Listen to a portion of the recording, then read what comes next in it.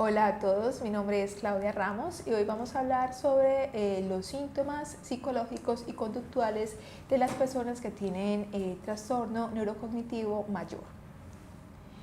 Esos síntomas psicológicos y conductuales también se conocen como síntomas neuropsiquiátricos y se caracterizan porque hay afectación ya sea de las emociones o del comportamiento de las personas que tienen alguna dificultad cognitiva significativa. Pueden ocurrir con cualquier tipo de dificultad cognitiva, por ejemplo, con demencia vascular, demencia tipo Alzheimer, demencia frontotemporal, pero también incluso en personas que tienen algo que se llama deterioro cognitivo leve, que es un fenómeno que ocurre antes de que se dé la demencia tipo Alzheimer, por ejemplo, podrían presentarse este tipo de síntomas. ¿Cómo reconocer las alteraciones psicológicas y conductuales? En el caso de la depresión, las personas que padecen depresión podría ser que tengan tristeza, llanto fácil, desesperanza, ansiedad o culpa. En el caso de la apatía, las personas que tengan apatía, es decir, esa falta de energía o motivación, ya sea para expresar las emociones o para hacer ciertas actividades o ya sea para participar también en alguna conversación, podría ser que se tornen aislados, que parezcan faltos de interés en cosas que antes solía interesarles y también que tengan como una falta de motivación para hacer las tareas de la vida cotidiana. En el caso de la desinhibición, las personas que lo padecen pueden tener conductas ya sea social o sexualmente inapropiadas. Más adelante hablaremos más al respecto. En el caso de la agitación, que la agitación es un aumento de la actividad motora, podemos tener conductas como caminadera, seguir al familiar o al cuidador y también en etapas ya más avanzadas del deterioro cognitivo significativo pueden aparecer conductas repetitivas, por ejemplo, subir y bajar escalas, abrir y cerrar cajones, guardar y cerrar la ropa, etc. La agresividad se caracteriza porque las personas pueden o resistirse al cuidado que están intentando prodigarles las personas que los están acompañando o agresividad verbal o física inclusive. En el caso de los síntomas psicóticos o de la psicosis, que es como esa abstracción que las personas podrían tener de las cosas que son reales, podría manifestarse ese tipo de sintomatología ya sea a través de creencias falsas, por ejemplo, creer que alguien le puede hacer a uno daño o le está quitando las cosas sin que eso sea cierto, ver, escuchar o sentir cosas que no son reales o también hacer identificaciones equivocadas, que es un síntoma que puede ser relativamente frecuente en las personas con trastornos neurocognitivos importantes. Por ejemplo, en la calle, confundir a una persona que es totalmente extraña para ellos con alguien muy familiar, acercarse e intentar interactuar con esa persona como si fuera quien este paciente o esta paciente creen que es esa persona. Pueden haber también trastornos de sueño, ya sea problemas para que la persona concilie el sueño o para mantenerlo, es decir, que se despierte frecuentemente en la noche o que se levante muy temprano en la mañana. Por una parte. Por el otro lado también podría aparecer el fenómeno del sueño cambiado. ¿Cómo es el sueño cambiado? Que las personas duerman mucho durante el día, pero que en la noche se mantengan despiertos. Pueden haber otros síntomas como la repetidera o como el angustiarse o agitarse al llegar la noche, entre otros tipos de síntomas que pueden aparecer con esa condición. ¿Cuánto duran las alteraciones psicológicas y conductuales? Todo depende de la evolución del proceso de enfermedad. Los síntomas afectivos como la depresión y la ansiedad pueden aparecer en las primeras fases del proceso y la agitación y la psicosis son más comunes en estadios intermedios, es decir, como esas conductas motoras repetitivas o creer cosas o sentir cosas que no son reales podrían aparecer ya en etapas más avanzadas. El síntoma que más dura en el tiempo es la agitación. ¿Sí? La agitación es un síntoma que podría persistir inclusive hasta 5 años después de que inicie este tipo de sintomatología. Bueno, entonces resumiendo, pues como les comentaba ahorita, los síntomas pueden aparecer también dependiendo del estadio de la demencia. Por ejemplo, en el estadio leve de la demencia o de los procesos neurocognitivos significativos, las personas pueden presentar depresión, ansiedad, podría ser que también algo de apatía, es decir, como esa falta de motivación para hacer las cosas, y agitación en menor medida. Cuando la demencia ya es moderada, podría ser que las personas aumenten aún más su actividad motora, empeore esa apatía o esa falta de motivación y por tanto las personas se tornen más calladas y como más inactivas del usual. Y también podría ser que en este momento arranquen los síntomas psicóticos o que la persona pueda tener agresividad, ya sea que se resistan al cuidado o que intenten agredir a esa persona que está cerca a ellos verbal o físicamente. Ya en estadios más avanzados puede empeorar la agitación, la apatía y podría ser que también empeore un poco más esos síntomas psicóticos y de agresividad. Hay una pregunta que a uno le hacen con cierta regularidad y es si las personas mejoran, empeoran o se quedan así con ese tipo de síntomas en la medida que procesa el deterioro cognitivo. Todo depende de varios factores. Uno de esos factores son condiciones propias de la persona que presenta la sintomatología. Por ejemplo, si hay necesidades insatisfechas, es decir, si la persona tiene necesidad de compañía o si tiene hambre o si de pronto tiene algún tipo de dolor o si está aburrido, pues este tipo de sintomatología lo más probable es que se perpetúe en el tiempo. También hay ciertos medicamentos, ciertas moléculas que podrían hacer que aparezcan esos síntomas. Por ejemplo, en el caso de los medicamentos que son conocidos como antipsicóticos, en algunas personas, no en todas, pueden aumentar la actividad motora. Y también es importante tener presente la personalidad que tenía el paciente antes de que se presentara el proceso neurodegenerativo, porque podría ser que algunos rasgos de esa personalidad se empeoren con la aparición de este proceso de neurodegeneración. También es importante tener presente la situación del cuidador, es decir, si el cuidador y esa persona que tiene el problema cognitivo no tenían una buena relación antes de que apareciera este proceso de neurodegeneración, es posible que cuando se da el deterioro cognitivo sea más notoria esta dificultad en la relación entre la persona que está acompañando y quien padece el trastorno. También un cuidador cansado, una persona que está acompañando y se sienta cansada, va a ser menos tolerante a cierto tipo de sintomatología y posiblemente lo que antes no era problemático lo empieza a ver problemático. Y también es importante tener presente esa preparación que tenga ese acompañante para cuidar a la persona que tiene el problema cognitivo. Mientras más preparación haya, se facilita aún más ese proceso de acompañamiento. Respecto al ambiente, si el ambiente es un ambiente tranquilo o si se hacen cosas para que ese ambiente que podría ser intranquilo se vuelva más tranquilizador, pues ayuda a que se resuelva más rápido el síntoma psicológico comportamental. También la cantidad de estímulos que pueda haber alrededor de la persona pues pueden hacer o que el síntoma se mantenga o que el síntoma desaparezca. Por ejemplo, si se está en un ambiente que está desorganizado o un ambiente que es muy inseguro, pues es más probable que los síntomas psicológicos y conductuales persistan en el tiempo. Ahora vamos a hablar de unas situaciones problemáticas específicas. Es importante que cuando nosotros pensamos en las situaciones problemáticas, nos hagamos tres preguntas. La primera, ¿qué ocurre primero? O sea, antes de que ocurra la situación problemática como tal, ¿qué fue lo que ocurrió? ¿Sí?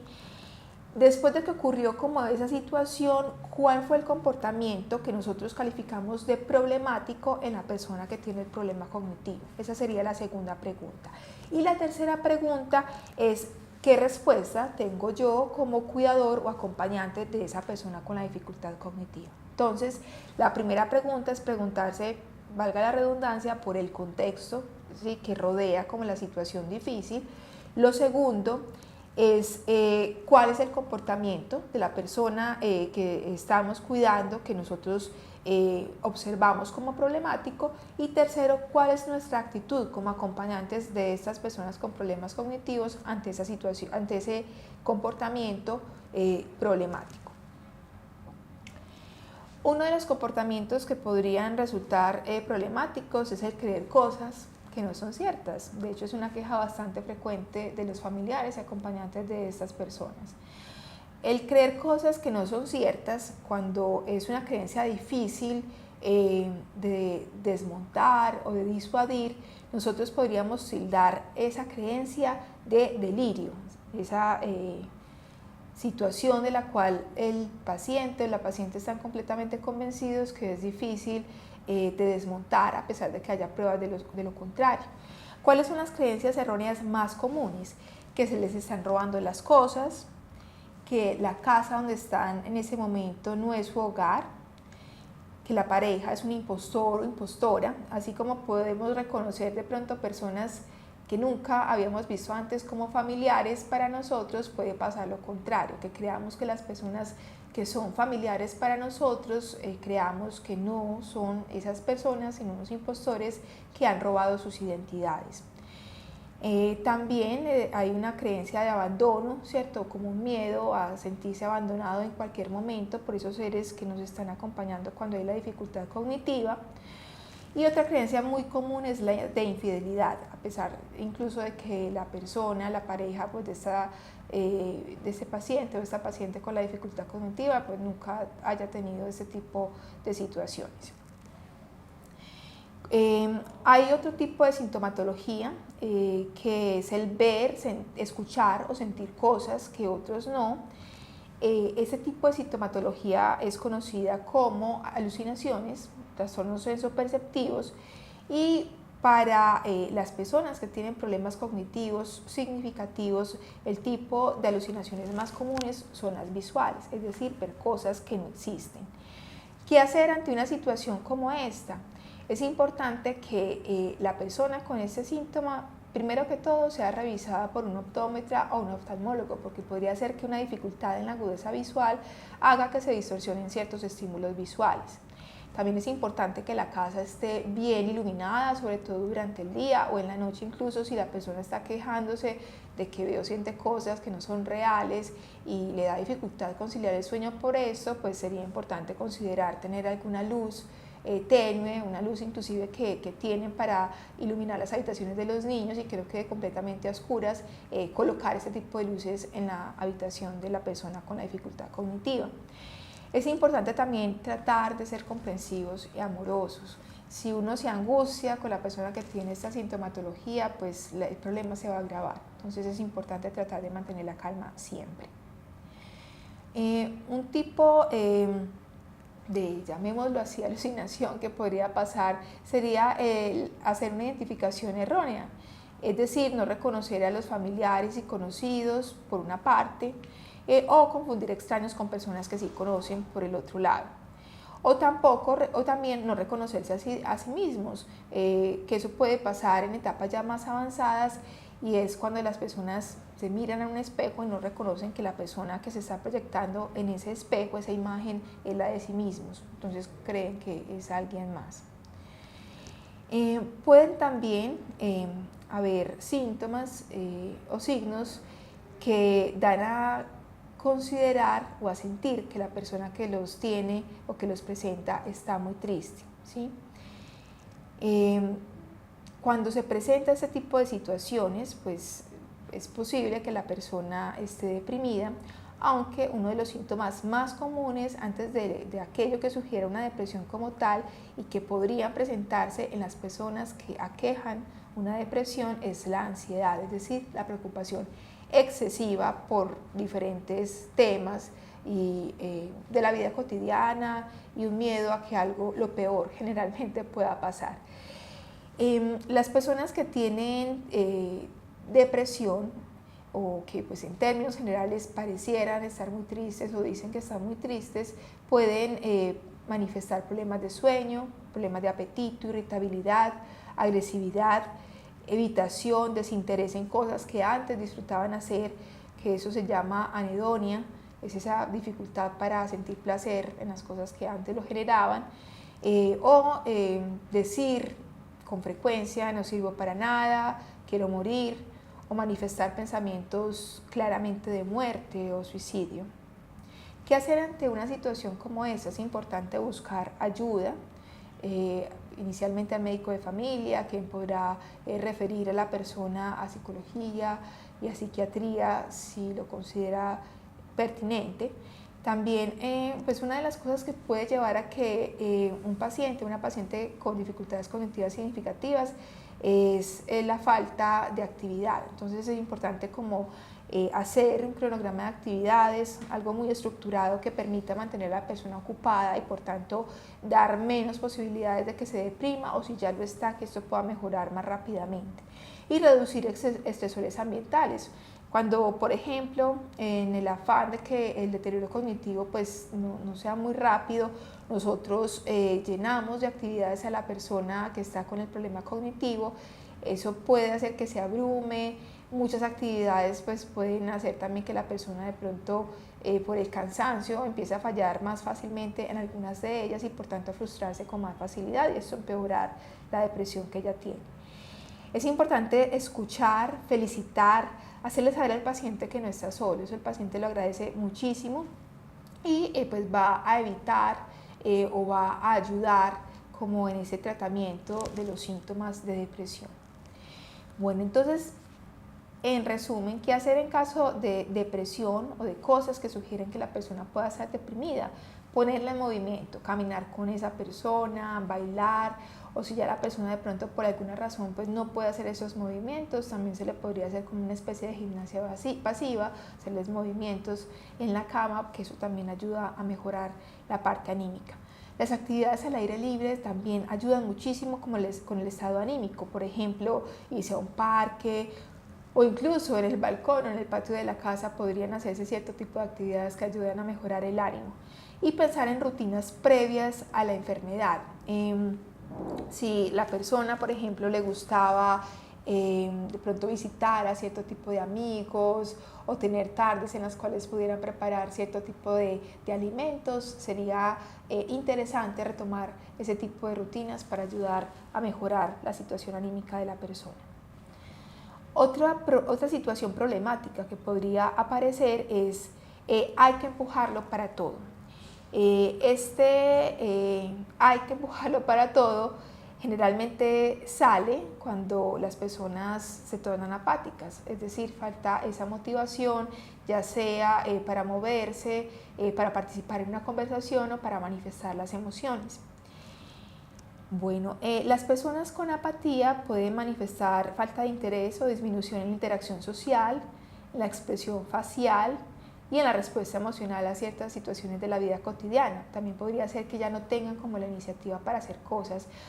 Es que Alicia era muy proactiva, por ejemplo, terminaba de comer y llevaba los platos a la cocina, pero ya esto no ocurre, hay que pedirle que lo haga porque de lo contrario pues puede estarse ahí durante horas o simplemente pararse de la mesa sin llevar los platos a la cocina. Entonces también esa falta de iniciativa da cuenta de la apatía de una persona con el problema cognitivo per se. La apatía puede ser parecida a la depresión, pero no es depresión.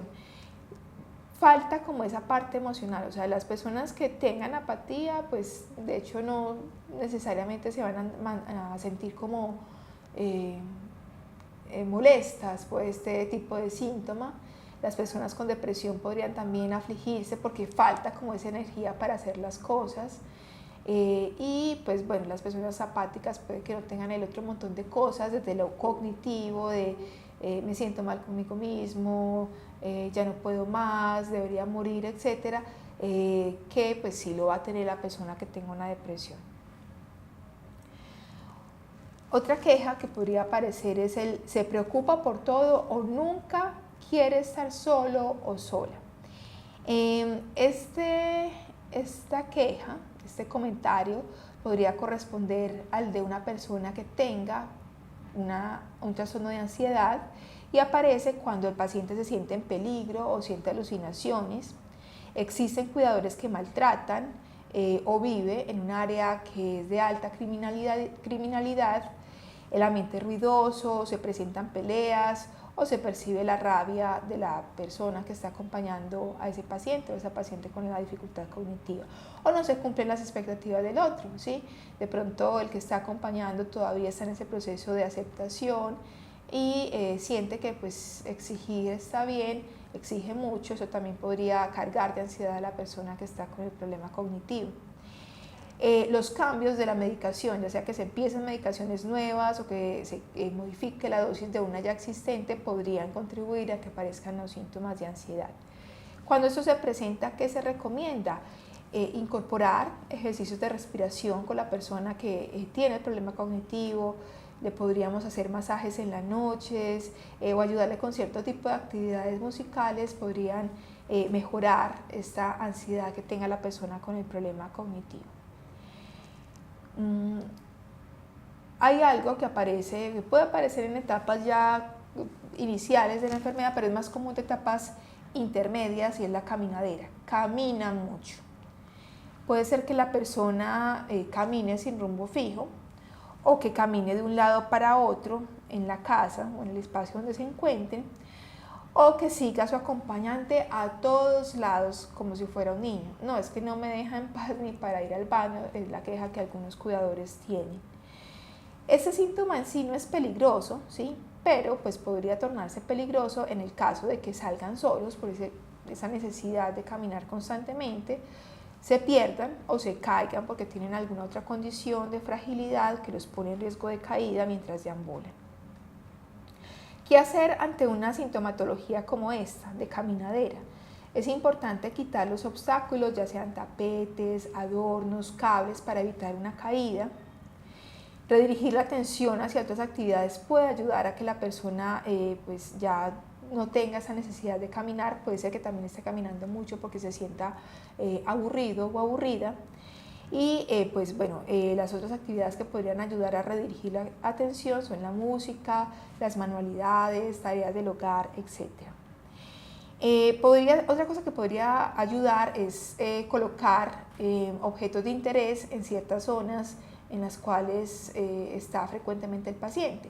Por ejemplo, una fuente de agua, una pecera, que los haga sentirse atraídos por este lugar y que pues les ayude como a estar ahí, al menos sentados por un ratito. ¿Cómo evitar una pérdida? Es importante que si hay caminadera, ¿cierto? Y por tanto, pues se podría presentar que la persona intente salir de la casa y caminar por fuera. Si creemos que esto puede pasar, es importante mantener las puertas y las ventanas cerradas con llave.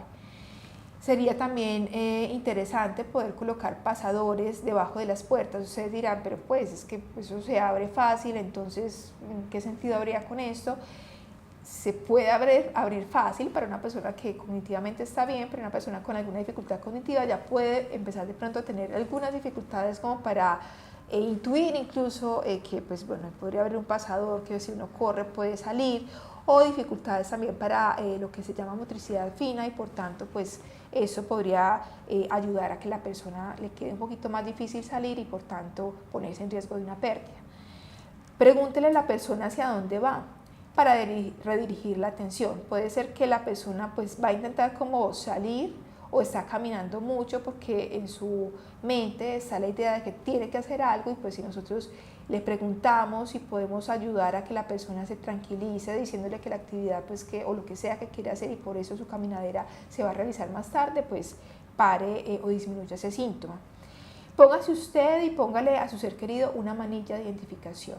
Esto es importante porque pues bueno, eventualmente podría ser que la persona se pierda, y pues si hay forma de identificar a aquellos seres queridos de una manera fácil, por ejemplo a través de una manilla, se disminuye el riesgo de que la persona se quede perdida para siempre.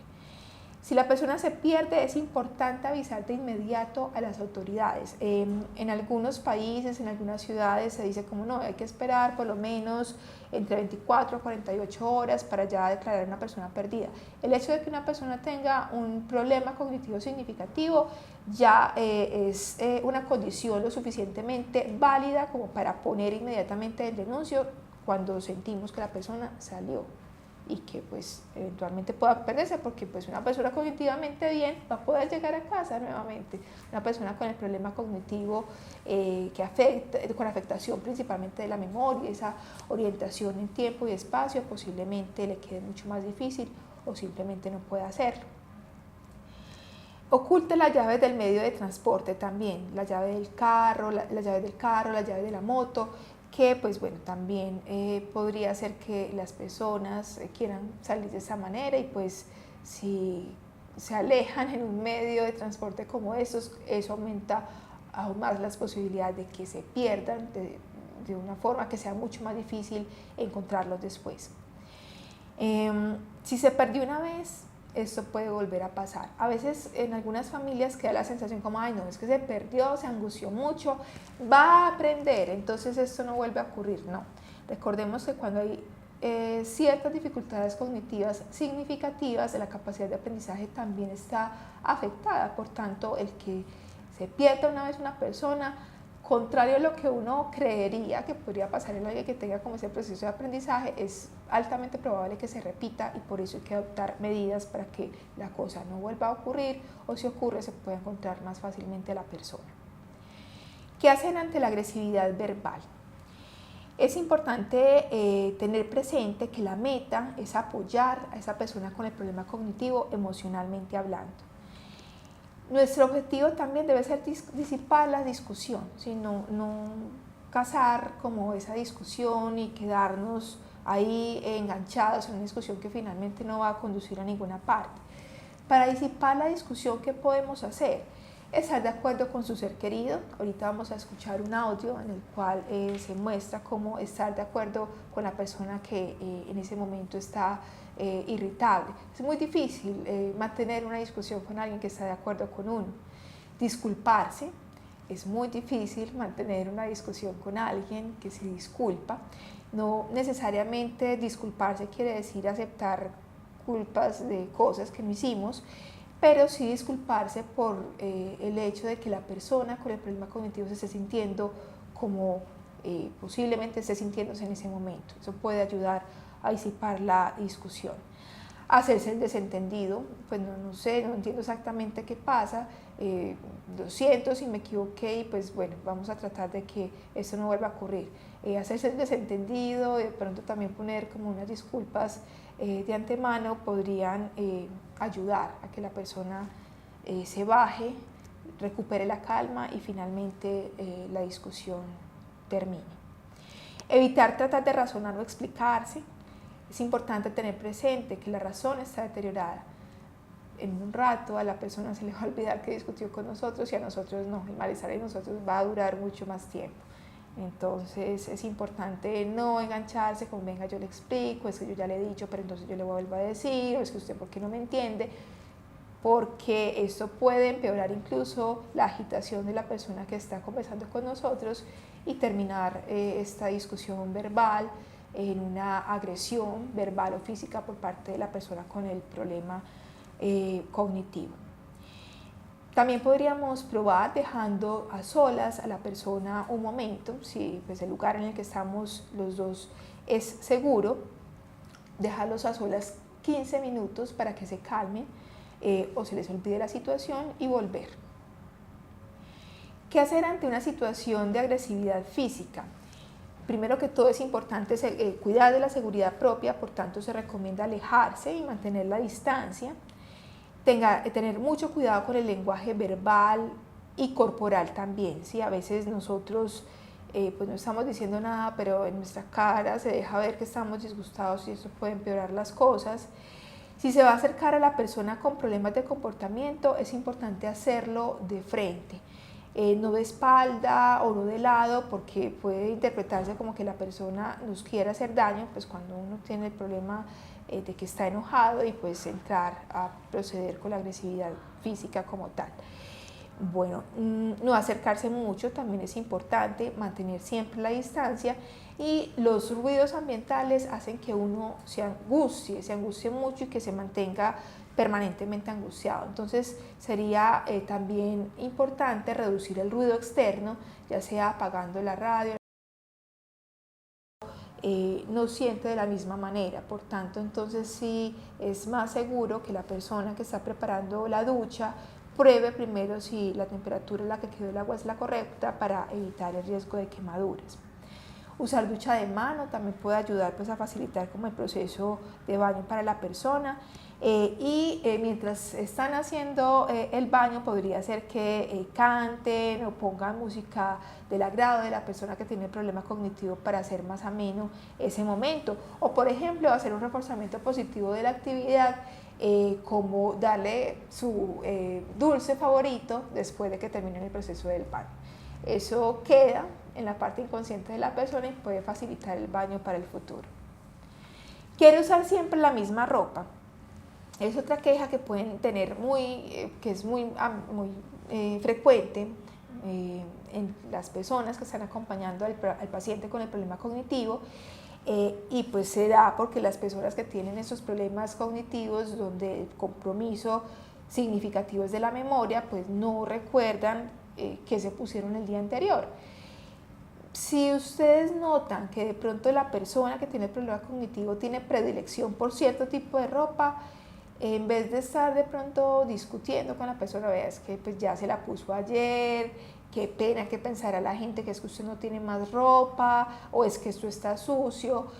Permítanle usar, si así lo desea, todos los días el mismo tipo de ropa, y lo que se podría hacer es conseguir como modelos similares o iguales a ese que ya identificamos como favorito, para que pues la persona también, digamos, no se angustie por esta causa. Cuando una ropa esté sucia, pues podríamos reemplazarla por una similar. Si tenemos pues varios modelos de la misma, lo que podemos hacer es cambiar una por otra, aprovechar que de pronto la persona entró al baño o salió de la habitación un momentico para hacer ese cambio de la que insiste que se quiere probar por otra exactamente igual a esa o parecida, y pues bueno, de esa manera podríamos hacer más llevadero ese tipo de síntomas. También a forma de prevenir lo que es una pérdida indefinida de la persona con el problema cognitivo, es importante mantener una foto de la persona con la ropa que usa habitualmente, para que si se pierde en algún momento sea más fácil encontrarla. Hay cierto tipo de conductas que los familiares podrían considerar como inapropiados, y pues estos tipos de conductas que se pueden considerar como inapropiados, pues suelen causar como mucha angustia o mucho estrés en los familiares o acompañantes de los pacientes. Las conductas inapropiadas podrían ser aquellas de connotación sexual, que son no muy frecuentes, no las más frecuentes afortunadamente. Entre un 15 y un 33% de las personas que tienen discapacidad intelectual pueden presentarlas, pero pues estas conductas que se consideran como sexualmente inapropiadas a veces son más que sexuales, socialmente inapropiadas, ¿sí? Y no con la intención de abuso que una vez de pronto puede imaginarse que tienen, y por eso angustiarse más de la cuenta cuando se presentan. No son las conductas más comunes, ¿sí? Un tipo de conducta sexualmente inapropiadas puede ser el exhibicionismo, es decir, la excitación sexual intensa y recurrente al exponer los genitales ante una persona desprevenida, o la hipersexualidad como tal, que podría ser insistir en tener actividad sexual con una persona a pesar de que la persona pues manifiesta claramente que no desea hacerlo, e incluso pues muestra que está irritada o asustada ante esa insistencia. O la masturbación en público. ¿Cómo se pueden manejar ese tipo de situaciones? Se recomienda que pues, en las instituciones haya entornos menos restrictivos. Si la persona con el problema cognitivo tiene su pareja, pues como permitir también que haya un espacio donde pues, esa pareja pueda tener intimidad, ¿sí?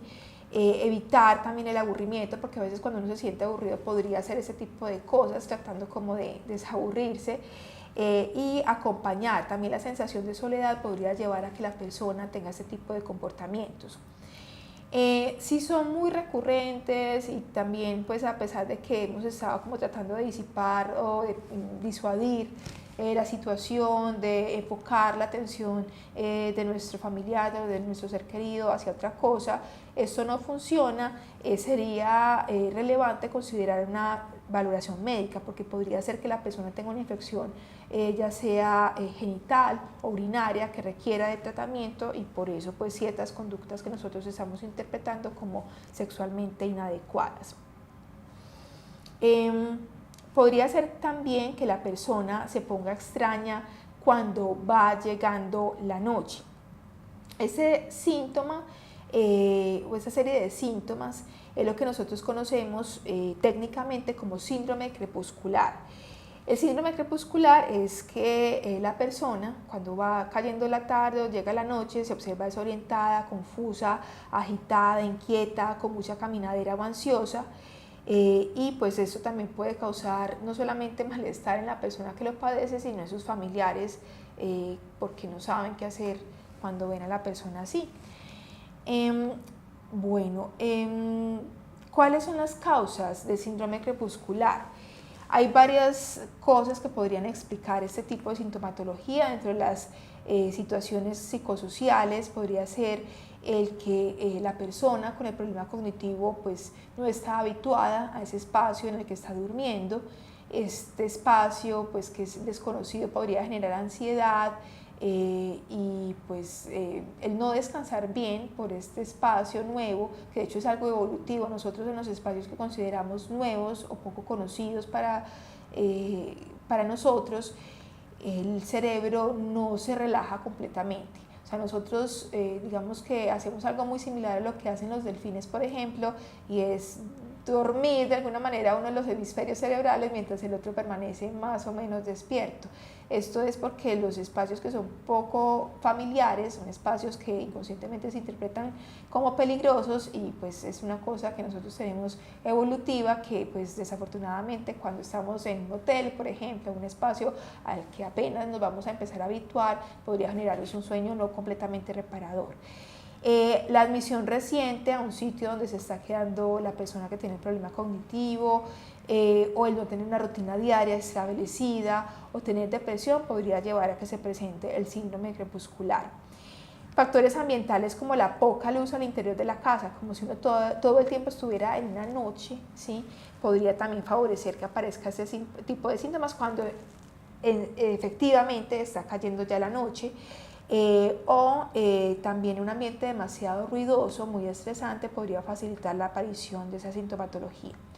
Hay medicamentos que pueden también favorecer que ocurra el síndrome crepuscular. Por ejemplo, los medicamentos que se usan para los síntomas psicóticos, medicamentos de pronto que se usan con fines antidepresivos o ansiolíticos, que cuando se está empezando a consumirlos podrían producir algo de palpitaciones y empeoramiento de la ansiedad, o medicamentos que puedan producir estreñimiento en la persona que los consume, o confusión o bajadas de la presión arterial. Por ejemplo, ciertos antihipertensivos podrían favorecer también que aparezca el síndrome crepuscular.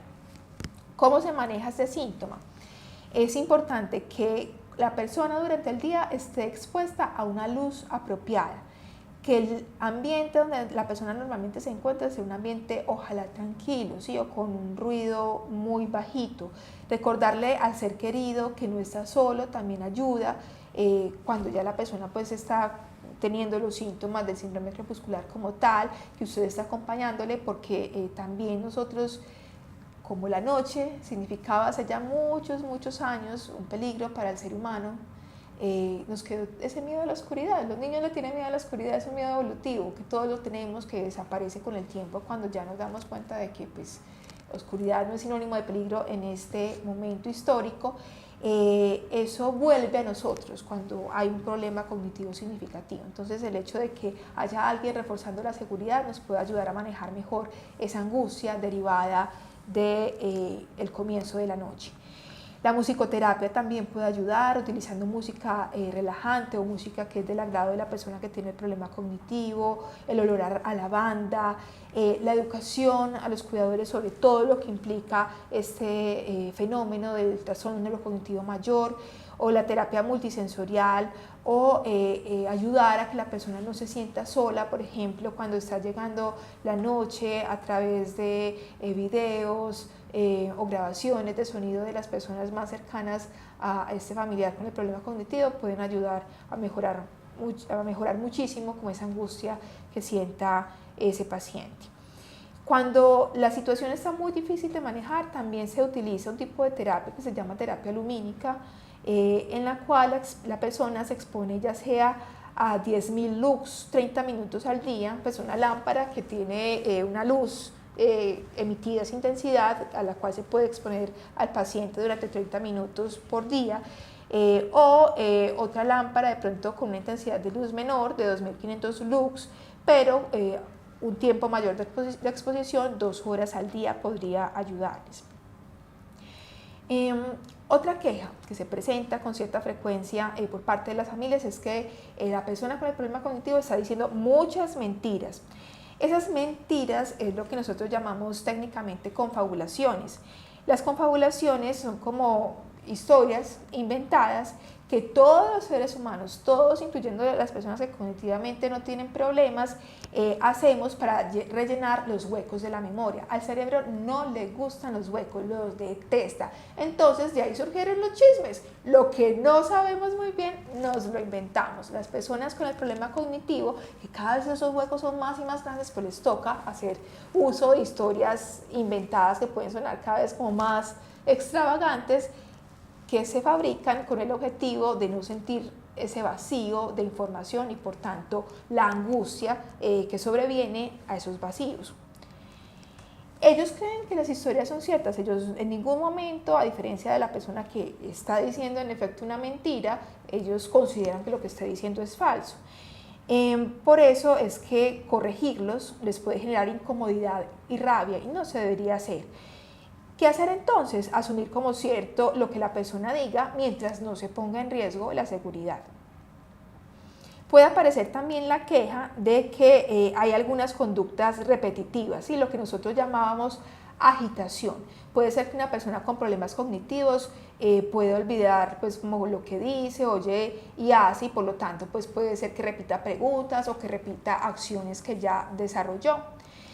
Esto podría sugerir que la persona está aburrida y bueno, si nosotros estamos ante ese tipo de conductas es importante primero aceptar que pues, esto se presenta cuando hay dificultades cognitivas y puede ayudar mucho a hacer maniobras de distracción, buscar cosas en las cuales la persona pueda entretenerse para que deje de hacer esa conducta que nosotros ya notamos es repetitiva en ellos. Puede ser también que la persona repita una y varias veces la misma pregunta. ¿Por qué pasa eso? Porque se les olvida que ya preguntó. Hay una memoria de nosotros que se llama memoria de trabajo, que es la que nos permite ir recordando lo que vamos diciendo, ¿sí? O lo que se dijo hace muy poco tiempo. Esta memoria de trabajo también se afecta con los problemas neurocognitivos mayores y por tanto pues fácilmente se nos olvida que acabamos de hacer un comentario o que acabamos de preguntar algo. Entonces es importante ser pacientes con esto, ¿sí? También podría ser que pues, bueno, las personas digamos que también por los cambios que están ocurriendo a nivel cerebral pierdan como el sentido del tiempo, o sea, no se acuerdan que es que algo que de pronto tenía como dudoso, pues ya lo preguntaron hace mucho y vuelvan nuevamente a la misma temática quizás de pronto eso que están preguntando no necesariamente es lo que quieren saber. Nosotros tenemos ahorita un podcast que ustedes van a escuchar donde hay una persona que pues pregunta frecuentemente por la hora, pero no es la hora lo que quiere saber, sino que tiene el temor de perderse un evento que va a ocurrir durante el día. Y pues bueno, preguntarle a la persona, bueno, pero tú, ¿por qué me haces esa pregunta? Puede ayudarnos a entender cuál es la verdadera razón por la cual la persona nos está repitiendo esa pregunta una y otra vez y por tanto pues ofrecer como un comentario que pueda tranquilizar realmente al paciente y pues quitarle su foco de atención en ese tópico, ese momento que lo hace repetir el mismo cuestionamiento. Bueno, también nos puede ayudar para que las personas no hagan preguntas, las mismas preguntas una y otra vez, no anticipar nada con más de 24 horas de antelación. O sea, las personas que tienen esas dificultades cognitivas son personas que, como les comentaba ahorita, pueden ser muy ansiosas. La ansiedad es un síntoma bastante común. Entonces, pues este tema que genera como emoción podría ser una cosa sobre lo que se pregunte frecuentemente. Entonces, no revelar como esa información con más de 24 horas podría ayudar a sobrellevar mejor esto de la repetidera. Cuando una pregunta se hace 2 o más veces, pues como les decía ahorita, podría servir preguntarles a qué se debe la pregunta, discutir la razón de esta y escribir la respuesta a esa pregunta en una tarjeta, dársela a la persona para que la cargue en el bolsillo, y cuando vuelva a hacer la misma pregunta, uno decirle, saca la tarjeta que tienes en el bolsillo a tu derecha, y ya, ¿sí? Eso puede ayudar un poco también en nosotros, los acompañantes de estas personas con problemas cognitivos, a sobrellevar mejor este tipo de comportamiento. Está durmiendo muy mal. Esto es una queja bastante frecuente, los problemas de sueño. Es importante que cuando se presentan evitemos los medicamentos de venta libre, porque estos medicamentos en ocasiones pueden empeorar la parte cognitiva, ¿sí? Sobre todo, por ejemplo, en el caso de antidepresivos tricíclicos como la amitriptilina, la imipramina, que dan sueño. Esos medicamentos tienen un efecto que se llama anticolinérgico, es decir, entorpecen la acción de unas sustancias en el cerebro que tienen que ver con la buena memoria y empeoran la memoria de esa persona. Entonces es importante evitar esos medicamentos que nosotros podríamos conseguir fácilmente en una farmacia. Podría ser que pues si vayamos a la persona cuando está cansada, tratando de tranquilizarla, lo que hagamos es activarla o agitarla, y por tanto pues favorecer que aparezca el problema para conciliar el sueño. Entonces hay personas a las que tomar una ducha con agüita tibia les ayuda a descansar un poco más fácil. Otras personas tienen el efecto contrario, entonces es importante como individualizar a veces recomendaciones de ese tipo. La leche caliente, la leche tibia puede ayudar a conciliar un poquito más fácil el sueño, porque la ingesta de ciertos carbohidratos nos puede ayudar a dormir mejor.